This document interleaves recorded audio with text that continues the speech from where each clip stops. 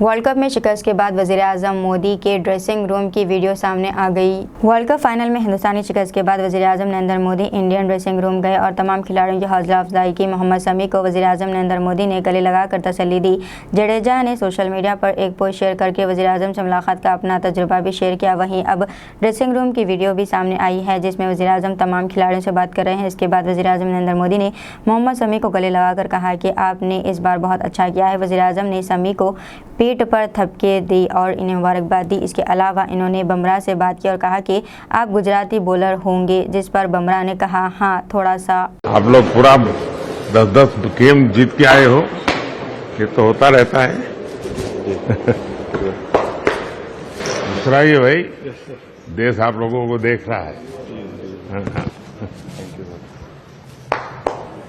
मैंने सोचा मिल लूँ को सबको। होता है।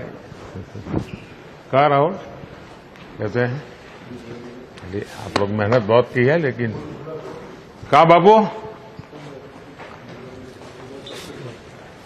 ढीलो ना पड़ दो।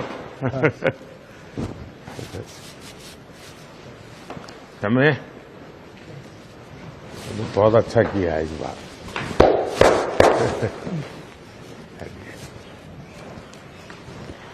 तो गुजराती बोलते हो इसने? थोड़ू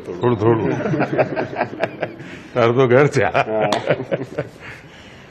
तो आप लोग बहुत अच्छी मेहनत की है। और चलिए होता है।